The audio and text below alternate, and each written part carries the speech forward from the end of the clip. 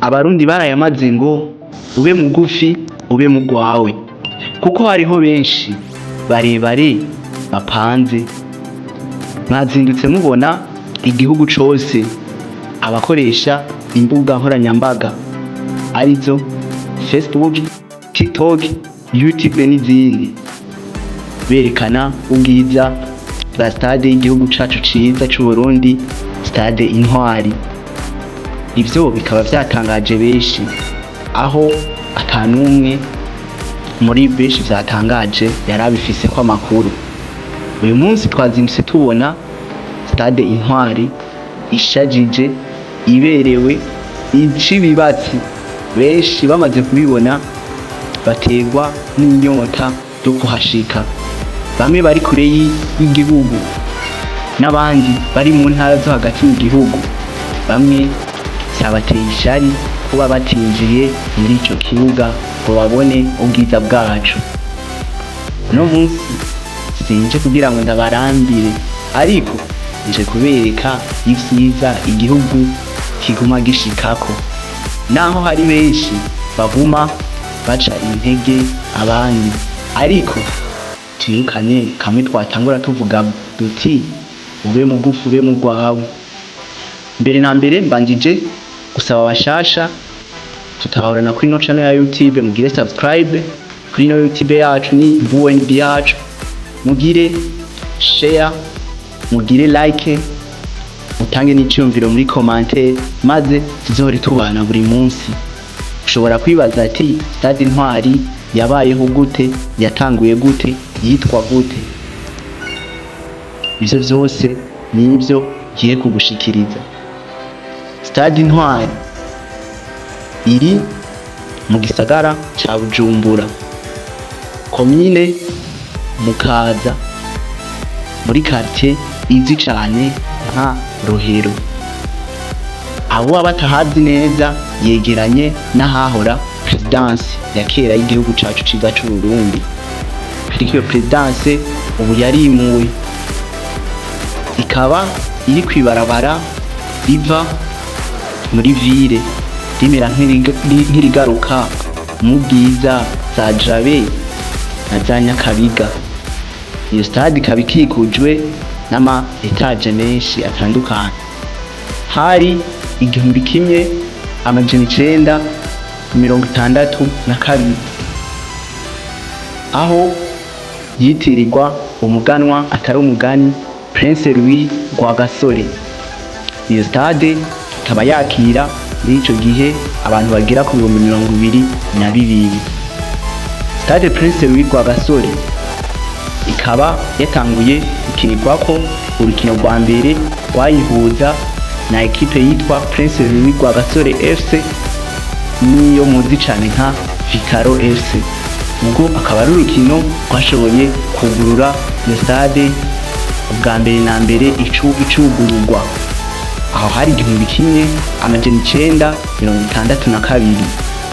Ariko ivyagiye kurangiriraho, haciye imyaka 57 kw'isabukuru y'imyaka 57 hari 2019, aho iciyumviro caje bavuga ati reka tuyite izina ry'ikirundi kuko natwe turabarundi.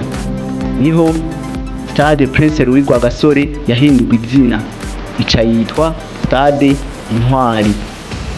Namwe muravyibonera, Stade Intwari ni intwari koko. Abantu benshi kuri uno munsi sibo bagiye kubona umunsi wa mbere izokugururwa, maze hagakinirwa urukino rwa mbere rw'ibanze kugurura Stade Intwari. Benshi bakavuga ngo no Stade Intwari ngo ntisakaye, ntigizene, ariko ivyo vyose ntaco bitwaye ku murundi w'umutima, kuko kimwe twatangura tubwira uti uba mugufi ukaba mugwawe. Ati kuko hariho benshi bapanze, ariko natwe turishimiye stade nziza y'igihugu cacu c'Uburundi, aho abantu benshi wabona batembera bazunguruka bakorakora baraba ubwiza bwa stade y'igihugu ciza cabo. Namwe murabibona uko iteye igomwe, murabona uko abantu bagenda bazunguruka, murabona hariya hejuru amatribine yahejeje kubakwa, murabona intebe zose ziriho. Ikintu gisigaye nuko batangura gushirako amanimero azofasha iki gikurikira, aho umuntu azoshobora kugura itike ryiwe, amaze kugura itike ryiwe akavuga ati place bakayimwandikako, atawundi muntu azoshobora kuza ngo yicare mu kibanza ciwe. Ivyo vyose ni vyiza bizaba biri muri stade Intwari. Murabona muri tele umusezero cankwe tatu yaramaze gushigwaho, urayibona imirongo iriya yo mwitere yose yaramaze gushigwamwo, ibintu vyose birabereye. Murabona hirya no hino amatara ariko aramanikwa, ibintu bimeze neza, ibintu vyose bigiye kumera neza. Natwe ubu tuzora twakira inkino mpuzamakungu. Benshi baragarutse baravuga ati ni kuki urukino rwahujije Uburundi na Gabo rutabereye mu Burundi. Ico cose cari kuba ciza iyo Burundi bwari kwakira urwo rukino, kuko abarundi hanini bakunda ivy'iwabo. Urayibona amafoto yaramaze gushigwayo, urayibona abarundi ngene bavyishimiye.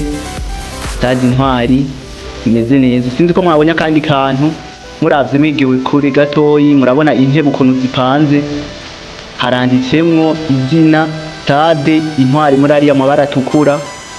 Murabonamwo Stade Intwari mu mabara ya jaune ya vert, murabonamwo Stade Intwari. Kandi murabona yuko ino stade yacu igizwe n'amabara atatu y'ibendera ry'igihugu, harimwo iritukura, iryera n'irisa n'icatsi kibisi. Mukunze kuba mubona n'ibindi bihugu bivuga ko igihugu c'u Burundi arico ca mbere gifise idarapo ryiza, kaca tubwira n'itele ifise ubwiza busa na rya darapo. Urayibona ko ari ibintu bishemeye biteye igomwe.